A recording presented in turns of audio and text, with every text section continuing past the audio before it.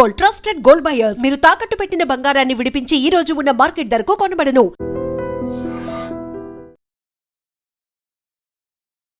Hi, hello, నమస్తే, welcome back to iDream media. ఈ రోజు మనతో పాటు ఉన్నారు విశ్వేశ్వర రెడ్డి గారు అమెరికా నుంచి. ముఖ్యంగా H1Bకి సంబంధించి వీసా ఫీస్ హైక్ ఏదైతే $100,000 చేస్తారో దానికి సంబంధించి అమెరికన్ హైకోర్టులో పిటిషన్ వేయడం జరిగింది. అయితే దీనివల్ల ఏదైనా బ్రింగ్ బ్యాక్ అయ్యే ఛాన్సెస్ ఉన్నాయా ఈ రూల్ అనే దాన్ని తెలుసుకుందాం మనం. నమస్కారం సార్. నమస్తే సార్, జనరల్గా ఈ హైకోర్ట్ పిటిషన్ అనేది కొత్త ఏం కాదు, ఎందుకంటే last time birth right citizenship cancellation చేసినప్పుడు కూడా అక్కడ ఉన్న కొన్ని కోర్ట్స్లో పిటిషన్ వేయడం జరిగింది. అది ఇంకా జరుగుతూనే ఉంది. అలాగే ఇప్పుడు ఈ ఫీజు సంబంధించి కూడా పిటిషన్ వేయడం జరిగిందంట. మరి దీనికి సంబంధించి తీర్పు ఏమైనా త్వరలో వస్తుందా, వెదర్ ఎస్ఆర్ నో, ఆర్ లేకపోతే ఇలాగే కంటిన్యూ అవుతుంటుందా ఈ పిటిషన్స్ అనేది? అంటే ఈ పర్టికులర్ కేసు $100,000 అని H1B కోటా దాని మీద యాక్చువల్గా మొన్న మీడియా కానీ లేకపోతే ఆ ఎగ్జిక్యూషన్ ఆర్డర్ మీద కానీ బాగా స్పెక్యులేషన్ జరిగింది. ఆ స్పెక్యులేషన్ తో చాలా మంది పాపం స్ట్రెస్ అయ్యారు. అంత స్ట్రెస్ కావాల్సిన అవసరం లేకుండే. సో అందులో స్ట్రెస్ అయ్యి పాపం ఇమీడియట్ గా తీసుకురావడం, ఇండియా నుంచి రావాలని చెప్పడం, ఆ వీకెండ్ లోపలనే ఫ్లైట్లలో రావాలి లేకపోతే వీలు కాదని చెప్పేయడం. తర్వాత ఈ ట్రంప్ అడ్మినిస్ట్రేషన్ లో ఉన్న ఆఫీసర్స్ కొంతమంది కూడా, సెక్రటరీలు కూడా కొంత ప్యానిక్నెస్ క్రియేట్ చేశారు. సో ఓవరాల్ గా ఏంటంటే ఎనీథింగ్ దే కెన్ ఇంట్రడ్యూస్, ఏదైనా బిల్ ఆర్ ఏదైనా ఎగ్జిక్యూటివ్ ఆర్డర్ తీసుకురావచ్చు. ఎవరు ఆపరు. అంటే American law of the land లో రూల్ ప్రకారం ప్రెసిడెన్షియల్ డిస్క్రిప్షన్ లో వాళ్ళు తీసుకోవాలనుకున్న నిర్ణయాలను ఎవరు ఆపం. అది best interest of the country ఉంటే సెనెట్, హౌస్ ఆఫ్ రిప్రజెంటేటివ్స్ అంటే కాంగ్రెస్ కూడా ఆపదు, అంటే అప్రూవ్ చేస్తుంది. అంటే best interest of the country. ఈ రిపబ్లికన్ పార్టీ, డెమోక్రటిక్ పార్టీ రెండు ఉన్నా కూడా వాళ్ళు ఎప్పుడైనా అలైన్ ఎప్పుడైతారంటే కంట్రీ ఇంట్రెస్ట్ల మీద అది ఒకటైంది అనుకుంటే వాళ్ళిద్దరూ ఇది చేస్తారు, అంటే సపోర్ట్ చేస్తారు. సో ఇందులో మనకి ఎవ్రీ ఇయర్ F1 వీసా అనేది మార్చిలో రిజిస్ట్రేషన్ అవుతుంది, ఏప్రిల్లో ఫైల్ చేస్తాము. ఒక 90 days ఇస్తారు ఏప్రిల్లో, అంటే లాటరీలో తీసాక. ఇది టిపికల్ గా మీకు H1B అంతా లాటరీ సిస్టంలో ఉంటుంది కాబట్టి. సో దాని తర్వాత వాళ్ళు మళ్ళీ 90 days లోపల H1B పిటిషన్ మనం USCIS సెంటర్స్ పంపాలి. అవి US లో ఒక 4 ఉంటాయి, వాటికి పంపాలి. పంపిన తర్వాత అది అప్రూవ్ అవుతుంది. అప్రూవ్ అయ్యే తర్వాత మళ్ళీ దాని యాక్టివేషన్ ఎప్పటి నుంచి ఉంటుంది అంటే October 1వ తారీఖు నుంచి ఉంటుంది. అంటే ఏప్రిల్లో ఫైల్ చేసినా కూడా October 1 నుంచే దాని వ్యాలిడిటీ పీరియడ్ స్టార్ట్ అవుతుంది. సో ఈ యాంగిల్లో చూస్తే ఇప్పుడు ప్రస్తుతానికైతే ఆ ఎగ్జిక్యూటివ్ ఆర్డర్ పైన ఇంకా రకరకాల స్పెక్యులేషన్స్ రావచ్చు గోయింగ్ ఫార్వర్డ్. అదేవిధంగా ఇంకేమైనా ఇష్యూస్ ఉంటే కూడా రావచ్చు. అంటే విత్ ద కోర్ట్ సిస్టమ్ ద్వారా కానీ లేకపోతే విత్ ఇన్ ద ఆర్డర్స్లలో కూడా వాళ్ళు చేంజెస్ ఏమైనా ఉంటే. తర్వాత USCIS కూడా కొన్ని క్లారిటీ ఇచ్చింది. తర్వాత అంటే కన్ఫ్యూజన్ కి తెరలేపారు కాబట్టి దాని క్లారిటీ కోసం చెప్పారు ఇది ఎప్పుడు ఉంటుంది అన్న దానిపైన. సో మనకి ఇప్పుడైతే మనం దాన్ని వరి అవ్వాల్సిన అవసరం లేదు. మనం నెక్స్ట్ ఇయర్ వచ్చే వరకు ఇంకేమైనా చేంజెస్ ఉన్నా, ఇప్పుడు మనం మాట్లాడుకున్నట్టు త్రూ కోర్ట్ సిస్టమ్ కానీ ఇంకా ఏ సిస్టమ్ త్రూ అయినా కూడా మళ్ళీ హోల్డ్ చేయొచ్చు, క్యాన్సిల్ చేయొచ్చు, లేదంటే వ్యాలిడిటీ చేయొచ్చు. అంటే ఈ మూడిట్లలో ఆప్షన్ ఉంది.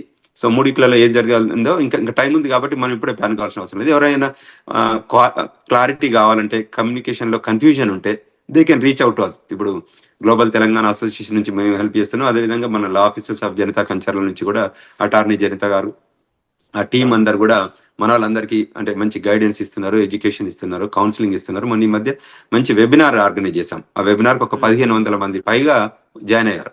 అంటే ద ఇంటెన్సిటీ అంటే వాళ్ళకి ఏంటంటే కన్ఫ్యూజ్ అవుతుంది.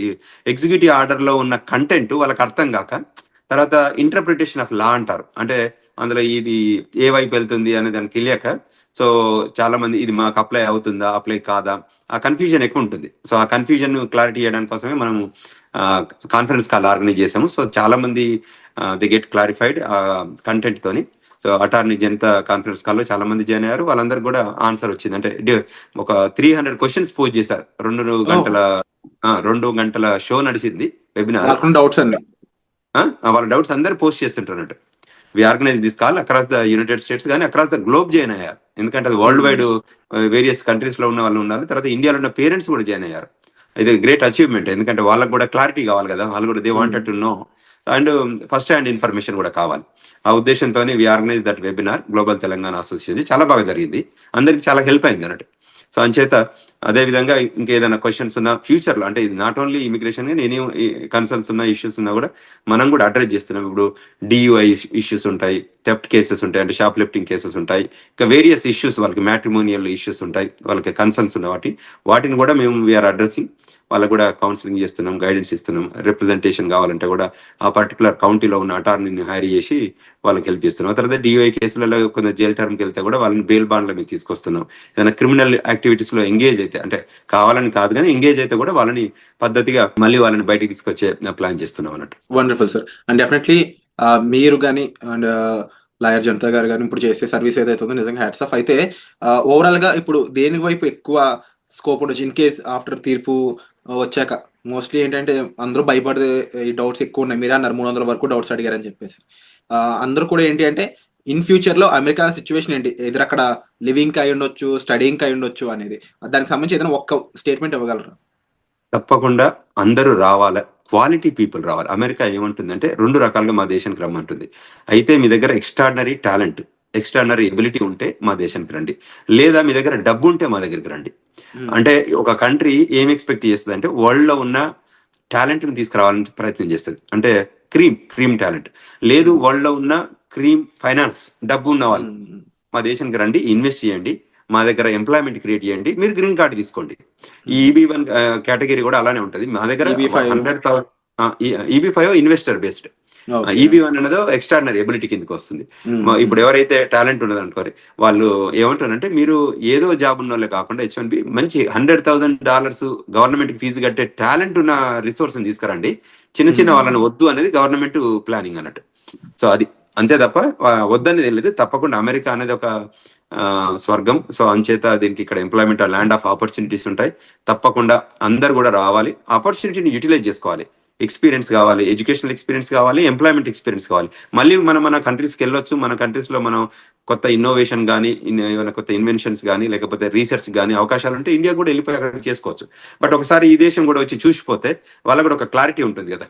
అయితే స్టూడెంట్ రూపకంగా రావాలి, లేదంటే జాబ్ అన్నా వచ్చి ఇక్కడ కొద్ది రోజులు పనిచేసిపోతే ఆ మెచ్యూరిటీ లెవెల్ కానీ, ఆ ఎక్స్పీరియన్స్ కానీ, ఆ ఐడియాలజీ కానీ కొంచెం చేంజ్ ఉంటుంది కదా. ఇప్పుడు గ్లోబల్ థాట్ ప్రాసెస్ బిల్డప్ అయింది కదా, ఎందుకంటే వాళ్ళలో చాలా కంట్రీస్ అమెరికాలో ఉంటారు. సో అంచేత మనం వాళ్ళతో కలిసి పనిచేయడం వల్ల కొత్త విషయాలు తెలియడానికి ఆస్కారం ఉంటుంది. 100% సార్. తప్పకుండా రావాలని కోరుకుంటా. Thank you so much for the guidance and information sir. ఇక చూస్తూనే ఉండండి ఈ ఎపిసోడ్. మళ్ళీ కొత్త ఎపిసోడ్స్ మేము ముందుకు వస్తుంటాము. అండ్ నెక్స్ట్ ఎపిసోడ్ లో తప్పకుండా అమెరికాలో జరిగే కొన్ని ఆందోళనలు, అక్కడ జరుగుతున్న విషయాలు ఎందుకు జరుగుతుంది, దాని మీద అక్కడ ప్రభుత్వం కానీ ఎలాంటి చర్యలు తీసుకోబోతుందని ఒక ఇంట్రెస్టింగ్ న్యూస్ తీసుకురాబోతున్నాం. Stay tune. Thank you so much. And don't forget to subscribe to iDream. And for more videos, please subscribe to iDream. Please subscribe to iDream. Please subscribe iDream. And please subscribe to iDream. For more videos, subscribe to iDream. please like, share and subscribe to the channel. Congratulations, iDream. Subscribe to iDream. Subscribe to iDream. So subscribe to iDream Media. iDream ki iDream team andarki huge congratulations. Please subscribe iDream Media. Please subscribe to iDream. Subscribe iDream. Please subscribe to iDream. iDream అంటే నా కళల ఛానల్ను subscribe చేసుకున్న నోరు తిరుగుతలేదు, మీరైతే గంట గుర్తు కొట్టండి. For more such videos, please subscribe to iDream. Subscribe to iDream. Please subscribe to iDream. Please subscribe iDream Media. Please do subscribe to iDream. Please subscribe to iDream Media. For best entertainment and information, please subscribe iDream.